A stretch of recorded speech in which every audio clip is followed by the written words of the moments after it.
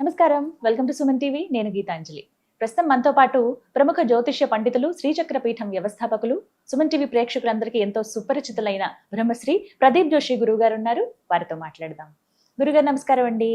శ్రీమాత్రే నమః. గురుగారు, విద్యా యోగ సిద్ధి వీటి గురించి తెలుసుకోవాలనుకున్నాం. అంటే విద్యార్థులన్నీ ఎవరైనా సరే, చిన్నపిల్లల దగ్గర నుంచి ప్రిపరేషన్స్ ఎవరైతే ఉంటారో గవర్నమెంట్ జాబ్లు దేనికైనా ప్రిపేర్ అయ్యే వాళ్ళు అందరూ విద్యార్థుల కిందకే వస్తారు కదా. అయితే ఈ యోగం అసలు ఎలా సిద్ధిస్తుంది, ఏం చేయాలి, వీటికి ప్రక్రియ తల్లిదండ్రులు చేయాలా, విద్యను అభ్యసించే వాళ్ళు చేయాలా, ఇలా చాలా సందేహాలు ఉన్నాయి.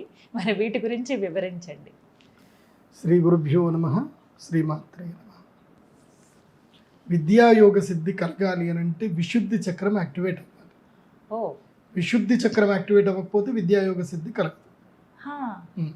కానీ విద్య అంటే మళ్ళీ చాలా ఉంటాయి, అవన్నీ కూడా నేను చెప్పాలంటే కొంచెం కష్టమే సామాన్యులకి. విద్య అవిద్యలు చాలా ఉంటాయి. మనం ఇప్పుడు అవిద్యనే మనం అంతా నేర్చుకుంటుందంత అవిద్యను, మనం అంతా నేర్చుకుంటుందంత అవిద్యను, విద్య కాదు. విద్య కావాలంటే శృంగేరి పీఠంకి వెళ్ళాలి, ఉత్తరాది మఠంకి వెళ్ళాలి, కంచి పీఠానికి వెళ్ళాలి. అవిద్య రావాలంటే మనం స్కూల్కి పోవాలి. అవిద్య అంటే అర్థం ఏంటంటే నిత్య ఆత్మసు, అంటే ఏదైతే అనిత్యమైందో అది నిత్యం అనుకోవడము, ఏదైతే అశుచి దాన్ని శుచి అనుకోవడము, ఏదైతే ఆత్మ కాదో దాన్ని ఆత్మ అనుకోవడము, ఆత్మ ఉన్న దాని మీద రెస్పెక్ట్ చేయకపోవడం, ఇదే అవిద్య. సింపుల్. మొబైల్ కింద పడంగానే కన్నీళ్ళు పడ్డాయి, కన్నీళ్ళు వచ్చాయి, ఏడుపు వచ్చింది. దాంట్లో ఆత్మ ఉందా అంటే లేదు, కానీ అది పోయినందుకు బాధపడుతున్నావు. అదే నీ శత్రువు కింద చనిపోయాడు, పీడ పోయిందిరే అనుకుంటున్నావు, శత్రువు మంచి జరిగింది వాడికి అని అనుకున్నావు. అక్కడ నిజమైన ఆత్మ అక్కడ క్షోభపడ్డది, కానీ నువ్వు దాన్ని సంతోషిస్తున్నావు. శరీరం నిత్యమైంది అనుకొని రోజు అలంకారం చేసుకుంటూ దాని మీద మురిసిపోతా ఉన్నావు, కానీ అది అనిత్యం, అది అవిద్య. ఓకే, సో ఏ విద్య అనేది తెలుసుకోవడం చాలా గొప్పది. కానీ నేను మీరు అనుకుంటున్న అవిద్య అనే విద్యని ఎలా సాధించాలనే దాని గురించి సింపుల్. అంటే మెమొరీ పవర్, జ్ఞాపక శక్తి బాగా ఉండాలి, స్పాంటేనియస్ గా రిప్లేస్ ఇవ్వగలగాలి, మనము అద్భుతమైన వొకాబులరీ స్కిల్స్ ఉండాలి, అండ్ మనం ఏదన్నా జరిగిపోవాలి. అంటే మేజర్ ప్రాబ్లం ఎక్కడ ఉంటుందంటే గురుగారు, కంపారిజన్స్ వచ్చేస్తాయి పిల్లల చదువుల విషయంలో. తల్లిదండ్రులు ఎంత ఇష్టం ఉన్నా, ప్రేమ ఉన్నా, వాళ్ళు చూడు ఇంత పర్సెంటేజ్ వచ్చింది, వాళ్ళు ఇలా చదువుతున్నారు, లేకపోతే పెద్దవాళ్ళైనా కూడా వాళ్ళు అలా ఉన్నారు, ఇలా చదువులో వెనకబడిపోయానని, అభ్యసించలేకపోతున్నానని చెప్పి బాధ ఉంటుంది. ఇది ఖచ్చితంగా యోగమేనా? వాళ్ళ జాతక ప్రకారం, వాళ్ళ కర్మల ప్రకారం వాళ్ళు ఎలా ఉండాలో వాళ్ళు అలాగే ఉంటారు. ఇప్పుడు నేను కొంతమంది పిల్లల జాతకాలు చూస్తాను, దగ్గర తల్లిదండ్రులు వాళ్ళు పట్టుకొస్తారు కదా, నేను వాళ్ళకి చెప్తా ధైర్యంగా, మీరేం కంగారు పడొద్దు, వీడికి పలానా టైం వచ్చినప్పుడు, పలానా ఒక వ్యక్తి జీవితంలోకి వచ్చినప్పుడు వీడు రియలైజ్ అయ్యి అప్పుడు వాడు చదువుకుంటాడు. మాయ జీవితంలో మాయ కావాల్సిందే, మాయ లేకపోతే చదువురు.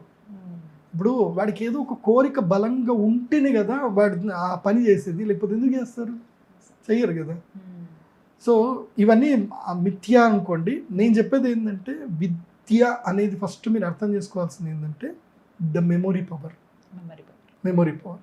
అండ్ స్పాంటేనియస్గా రిప్లేస్ ఇవ్వడము, స్పాంటేనియస్గా రియాక్ట్ అవ్వడము, అండ్ లైఫ్ స్టైల్ని డిజైన్ చేసుకోగలగడము, సో ఆరోగ్యంగా ఉండగలగడం, ఇవన్నీ కూడా విద్యా లక్షణాలు.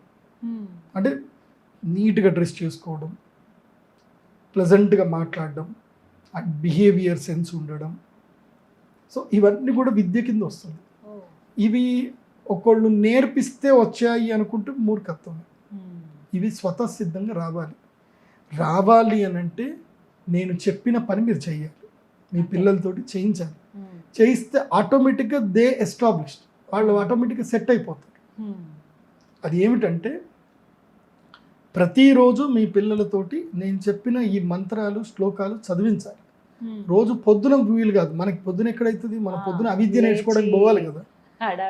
నిద్ర లేచేసరికి కొంతమంది ఇంకా బస్సు వస్తుందిరా అని హారన్ వచ్చిందగానే లేవాలి, 9 అయిందా, ఇంకా 10 నిమిషాలు ఉంది కదమ్మా, మీ 5 minutesలో నేను రెడీ అయిపోతా అని 5 minutes అమ్మ కొంచెం పడుకుంటా, తీరలేసి స్నానం చేయకుండా అట్లాగే వెళ్ళిపోయే రోజులు ఉంటాయి. సో పొద్దున్న నేనేమనండి, పిల్లల్ని పొద్దున ఏమన్నా ఒకవేళ చేస్తే మంచిది, పొద్దున్న చేస్తే. కానీ ఈ సాంస్క్రిట్కి ఒక అద్భుతమైన శక్తి ఉంటుంది. మన మెమొరీ గ్లాండ్స్ ఏవైతే ఉన్నాయో మెమోరీ గ్లాండ్స్ స్టిమ్యులేట్ అవ్వాలన్నా, బ్రెయిన్ షార్ప్గా యాక్టివేట్ అవ్వాలన్నా, మన యొక్క బ్రెయిన్ పవర్ ఏదైతుందో 10%లో కనీసం 20% వరకన్నా బ్రెయిన్ ఎవరికి 100% పనిచేయదు. 20% వరకు బ్రెయిన్ వాడుకోరు ఎవరు. సో ఆ 10-20%లోనే అందరూ ఉంటారు, ఇంక్లూడింగ్ మీ ఆల్సో. నాకు కూడా 7% ఉంటుంది బ్రెయిన్. నాకు మీకు రజనీకాంత్ గారు చూసి ఒక నేర్చుకోవాలి మనం. ఈ హ్యూమిలేటెడ్ హిమ్సెల్ఫ్. ఆయన్ని ఎవడో హ్యూమిలేట్ చేయకముందు ఆయనకైనా హ్యూమిలేట్ చేసుకుంటాడు. Then no one humiliate him. ఆయన చూసి మల్లారెడ్డి కూడా అంతే, ఎమ్మెల్యే మల్లారెడ్డి గారు ఉన్నారు కదా, ఆయననే హ్యూమిలేట్ చేసుకుంటాడు. ఎందుకోసం అంటే ఆయన ఇంకోటి హ్యూమిలేట్ చేసి ఆయన బాధపడే బదులు ఈ సెల్ఫ్ హ్యూమిలేట్, ఈ make some one happy and ఈ విల్ ఆల్సో బీ హ్యాపీ, అంతే. హ్యూమిలేట్ చేసుకున్నంత మాత్రం ఆయన మల్లారెడ్డి ఏం తక్కువ మనిషి ఏం కాదు, రజనీకాంత్ ఏం తక్కువ మనిషి ఏం కాదు. సో మనం ఏంటంటే మనం ఈ జీవితంలో ఇది ఒక ట్రిక్ నేర్చుకోండి. నిన్ను నువ్వు ఎప్పుడు 10 మంది దగ్గర పొగుడుకోకు, నిన్ను ప్రైజ్ చేసుకోకు. నేను అది, నేను ఇది. దీని ఏమంటారంటే మన తెలంగాణలో అంటారు, ఏమంటారు, మోతేబార్ ఈ మోతేబార్ పనులు చేయకండి. You humiliate yourself, then నీకు బాధ ఉండదు, వాడికి బాధ ఉండదు. అర్థమవుతుందా?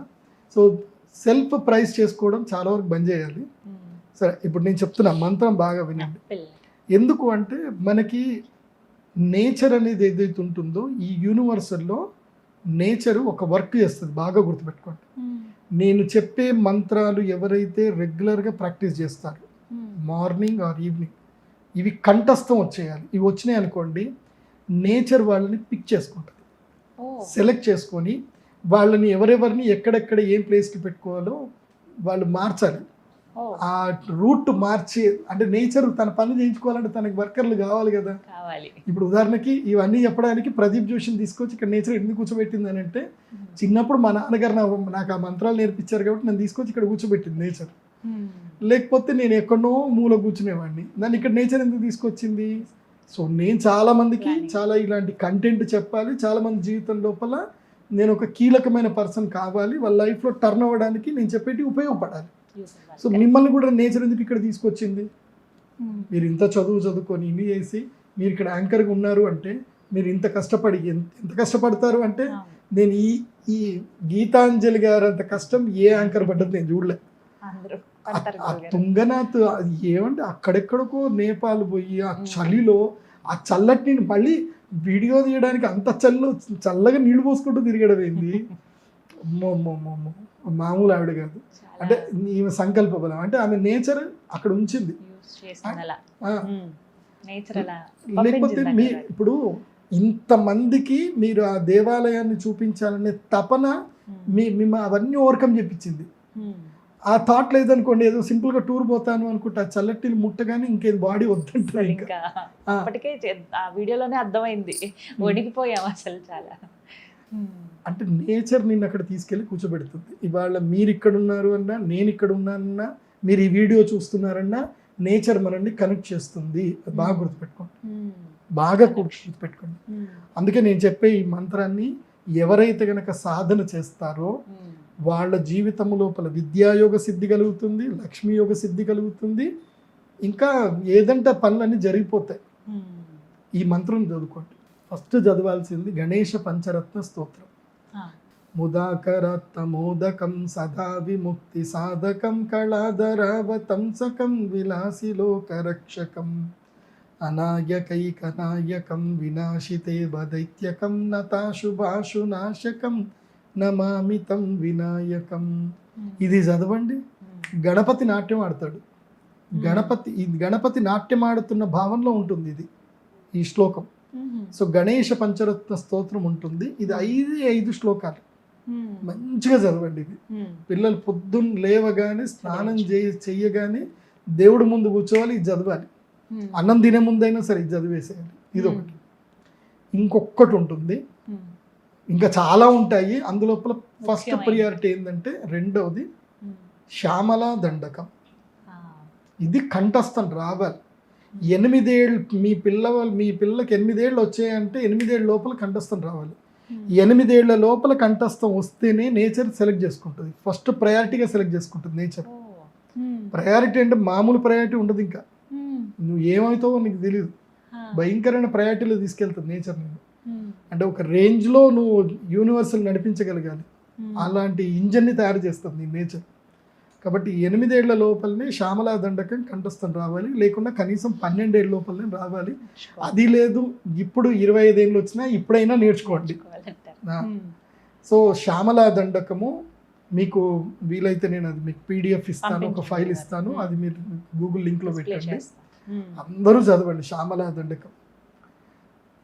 అది అలా అలా అలా చదువుతూ ఉంటే అమ్మవారు నీ నాలుక మీద నాట్యం చేస్తున్నట్టు ఉండాలి. జయజ్జనని సుధా సముద్రాంత హృద్యన్ మణిద్వీప సంరూఢ బిల్వాటవీ మధ్య కల్పద్రుమా కల్ప కాదంబ కాంతార వాసప్రియే కృత్తివాసప్రియే సర్వలోకప్రియే సాధనారబ్ధ సంగీత సంభావన సంభ్రమాలో లనీపస్రగాబద్ధ చూలీ సనాతత్రికే సానుమత్పుత్రికే. ఇలా ఇలా చదువుతూ ఉంటే ఎంత అద్భుతంగా ఉంటుందో తెలుసా. ఇప్పుడు మీ పిల్లలు నేను ఇది చదివిన తర్వాత వాళ్ళు పొద్దున పెద్ద కాలేజ్లో ఏదైనా ఫంక్షన్ జరుగుతుంది, కాలేజ్లో వీళ్ళు నిలిచొని చదువుతూ ఉంటుంది చూడండి, ఎలా ఉంటుంది. మొత్తం స్టేజ్ అంతా దద్దరిల్లిపోయి అందరు సైలెంట్స్ అయిపోతారు. అంత అనర్గళంగా మీరు చదివితే. ఇంకోటి ఏం తెలుసా, శ్యామలా దండకం ఎవరికైతే అనర్గళంగా వస్తుందో వాళ్ళకి కమ్యూనికేషన్ స్కిల్స్ సూపర్ ఉంటాయి. అండ్ వాళ్ళకి ఆకర్షణ శక్తి ఎంత ఉంటుందంటే, రాజశ్యామల అమ్మవారు కదా, రాజశ్యామల అంటేనే అమ్మవారు ఆకర్షణ, ఇంకా అద్భుతమైన ఆకర్షణ వస్తుంది. నీ మాటకి మంత్రముగ్ధులైపోతారు. నేను సింపుల్ చెప్పాను, నేను చెప్పింది నిజమా కాదో మీకే తెలుస్తుంది. నేను చెప్పే వీడియోలు ఏవైతే ఉన్నాయో చూడకుండా మొబైల్లో పెట్టుకొని కళ్ళు మూసుకొని పడుకోండి వింటూ. మీకు నిద్ర రాకపోతే నన్ను అడగండి. నా గొంతుకి నాకు అమ్మవారు ఇచ్చిన శక్తి ఏంటంటే నిద్రాశక్తి ఇచ్చింది. నేను నా గొంతు వింటూ కూర్చుంటే నాకు చాలామంది చెప్తారు, గురూజీ మా ఆయన మీ వీడియోలు పెట్టుకుంటాడు గురూజీ, పడుకుంటాడు ఇంకా అయిపోయి అలా నిద్రలు వెళ్ళిపోతాడు, మధ్యలో లేచి నేను వీడియోలు ఆపాలి తప్ప ఆయన హాయిగా నిద్రపోతాడు, మీ వీడియోని ఆయనకి జోలపాట అంటారు. మీరు అలాంటివి వినాలి గురుగారు, లేకపోతే మీ వీడియోస్ మీరు వినండి. అదే చేస్తున్నాను నేను. నా వీడియోలు నేను ఉన్నప్పుడు కూడా నాకు ఆశ్చర్యం అవుతుంది, చెప్పింది నేనేనా అని అప్పుడప్పుడు నేనే అనుకుంటా. ఏంది ఈ కంటెంట్ నేనే చెప్పానా అని, అదేదో నాకే ఆశ్చర్యం అనిపిస్తుంది. ఐ డింట్ ప్రిపేర్ కదా, నేను ఇంత ఎట్లా చెప్పానని. అదంతే అమ్మవారు చెప్పిస్తుంది, రాజశ్యామల అమ్మవారు చెప్పిస్తుంది. కాబట్టి శ్యామలా దండకం కంఠస్థం తప్పకుండా చేయాలి.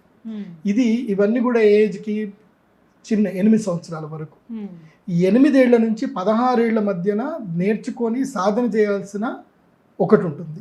ఏమిటి అంటే సౌందర్య లహరి. ప్రతి మగపిల్లలు ఆడపిల్లలు ఎవరైనా సరే 108 శ్లోకాలు ఉంటాయి సౌందర్య లహరి. ఇది కంఠస్థం రాదు సౌందర్య లహరి. 16 ఏళ్ల తర్వాత 24 ఏళ్ల మధ్యన లలితా సహస్రనామం రాదు. విష్ణు సహస్రనామం, లలితా సహస్రనామం కంఠస్థం రాదు. ఇవి ఎవరికైతే 24 ఏళ్ళ లోపల ఇవన్నీ కంఠస్థం వస్తాయో వాళ్ళ లైఫ్ సూపర్. ఇంకా మిగతా ఏమన్నా ఉంటే మీరు ఆడాను కనకదార స్తోత్రాలు అవన్నీ ఇంకా ఆడాను. ఖడ్గమాల స్తోత్రము, కనకదార స్తోత్రము, రామరక్ష స్తోత్రము. స్తోత్రములు మీరు ఎంత చదివితే మీకు డివైన్ ఎనర్జీ అంత పెరుగుతుంది, వాక్శుద్ధి అంత కలుగుతుంది. బాగా గుర్తుపెట్టుకోండి. స్తోత్ర పఠనం నేర్చుకోవాలి. మనకి వేదవ్యాస పరమాత్ముల వారు ఇచ్చిన వరం ఏమిటంటే స్తోత్ర పఠనం, స్తోత్రాలు. ఎందుకోసం అంటే వేదం అందరూ చదవలేరు, సులభతరం చేశారు. సో వేదార్థాలని మనకి శ్లోక రూపంలో ఇచ్చారు, అందించారు. అవునండి, ఆ శ్లోకాలు చదువుకుంటే చాలు, అన్ని పని జరిగిపోతాయి, అన్ని జరిగిపోతాయి. పిల్లలు మాత్రమే ఎవరైతే విద్యను అభ్యసిస్తున్నారో అందరూ చదవాలి, అందరూ చదవాలి. రాని వాళ్ళందరూ చదవాలి, పిల్లలే కాదు. మీకు రాలేదంటే మీరు ఇంకా సంటి పిల్లలేని అర్థం. మీకు 65 ఏళ్ళు వచ్చినా మీకు ఇవి శ్లోకాలు రాలేదంటే మాత్రం మీరు చంటి పిల్లలే. అండ్ మీరు సనాతన ధర్మానికి సంబంధించిన వాస్తవమైన ప్రతినిధులు కారు.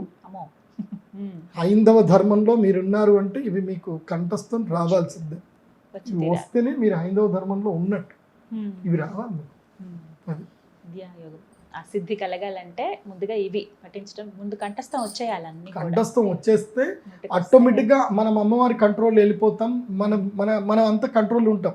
మనం ఏం చేసినా లోక కళ్యాణం అవుతుంది. అది బాగా గుర్తుపెట్టుకోండి. అదొకటి చిన్నప్పటి నుంచి నిజంగా ఇవి అలవాటు చేసుకోవాలి. ఇప్పుడు కొంతమంది అయితే బాగా అలవాటు చేస్తున్నారు, చిన్న పిల్లలకు కూడా నేర్పిస్తున్నారు. కానీ 8 ఏళ్ల వయసు వరకు కూడా ఇవి వినాయకుడు అలాగే శ్యామల దండకం. నేను నా జీవితంలో జరిగిన చెప్తానండి.